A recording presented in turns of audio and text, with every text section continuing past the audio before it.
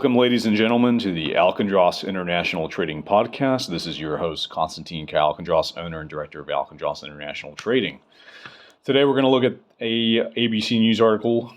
The title is Australian Dollar at Risk of a Slide as China's Economic Troubles Deepen.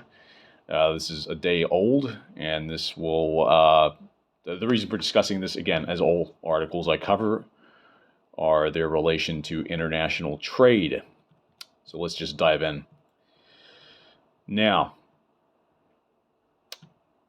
the Australian dollar hit a 9-month low against the US dollar Monday.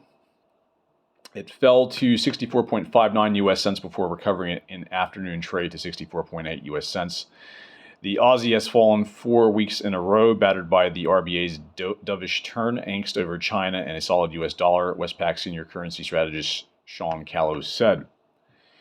It is at risk of a slide below 64 cents if investor concerns deepen over China's property market or the July economic activity data. It is at risk of a slide below 64 cents if investor concerns deepen over China's property market or the July economic activity data disappoints investors due 12 p.m. Tuesday. There have been concerns over China's economic strength for some time. China's economic data continues to disappoint, AMP's chief economist Shane Oliver noted.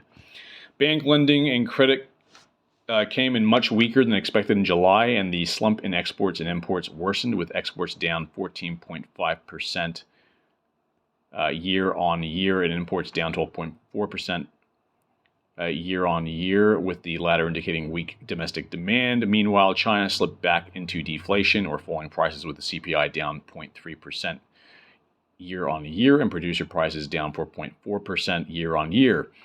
It's not quite as weak as it looks, as core CPI inflation, which strips out volatile items, edged up slightly, but it's still weak. Despite ongoing indications of soft growth, details of actual policy stimulus remain weak and policy announcements have been modest, Dr. Oliver said. In other words, Dr. Oliver is concerned the Chinese Communist Party hasn't yet acted decisively enough to arrest concerns about the health of the world's second biggest economy. And now there have been fresh worries about a Chinese asset management firm, Zhongyi Enterprise Group. It has about 1 trillion won, equivalent to 138 billion US in assets under management. Two of its clients have reported the firm delayed payment of maturing wealth products. In simple terms, that means investors are overdue to receive income from their investments. It suggests this large investment firm is running short of cash. The Australian dollar is also under pressure as commodities prices, including iron ore, fall in value, which means less profit for Australian companies, iron ore mineral suppliers. So that's important because like I said, with decrease in the price of commodities means they make less money. But that can also create the demand for those products if people feel the price is right to buy, which would then increase the price of those products. But if the demand isn't there if there isn't an increase in demand due to the falling of prices, that's not good, because that will only mean that the price will stay down or further decrease. The stock exchange's largest mining companies, including BHP, Rio Tinto, and Fortescue Metals Group, fell near or over 2 cents per today. It helped drag the S&P ASX 200 down 0.86% by the close of trade, 0.86, which means less than 1%, 0.86. A risk-off financial trading environment is developing across the globe, which is a fancy way of saying international investors are nervous about the foreseeable future, and that has put downwards pressure on the Australian dollar. This is true. I can tell you personally, currently the last couple of months, business has been slower and quieter, and even our affiliate companies or partners all over the world are saying the same thing. So we're definitely seeing a decrease in, not just a decrease, quite a large decrease in the demand for products. So I think this is clearly this article clearly confirms that. And likewise, if the Australian dollar, if commodities prices are going down, and also the thing to take into consideration as well, and I've mentioned this in previous podcasts as well, is China has also lost has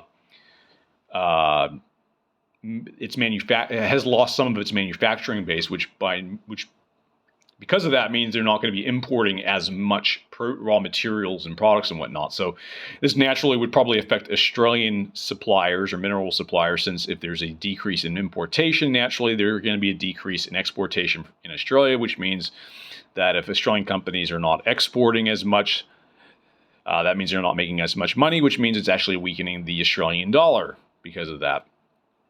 So they're making less money, which means there's less Australian dollars being made, being traded, which means a decrease in the strength of the Australian dollar. So the local currency is seen as a barometer of investment risk globally. The Australian dollar is at risk of more downside in the short term, but a rising trend is likely over the next 12 months, reflecting a downtrend in the overvalued US dollar, which I agree. I do believe the US dollar is overvalued. With the inflation that and printing of money the last couple of years, I do believe the US dollar is overvalued, and it's probably set to maybe correct at some point. And the US Federal Reserve moving to cut rates, Dr. Oliver said.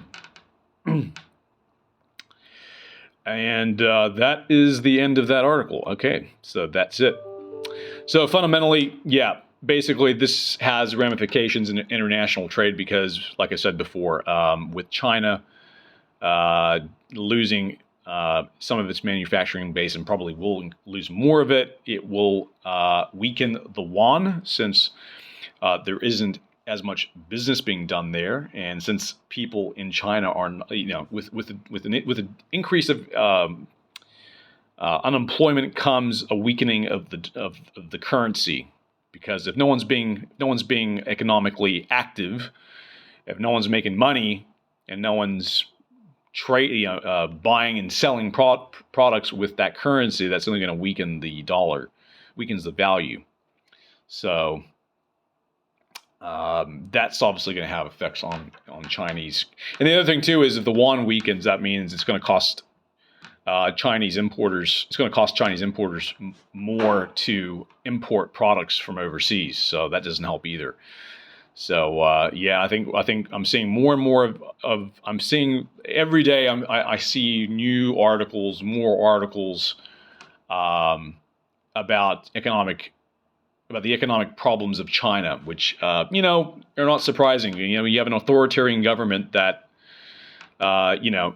restricts freedom to do business, freedom of just individual freedom. Puts a whole bunch of red tape on industry and businesses. Naturally, people say, screw it, we're going to go elsewhere. And that's what's happening. And I think we're starting to see more and more the ramifications of that, especially in a big country like China. The dominoes will fall more quickly. So potentially, yeah. That's really about it. I don't think I'm really going to no need to probably go into any further detail. So we'll leave it at that. That ends the podcast, this edition of the podcast. This is your host, Konstantin Kalakandros, signing out.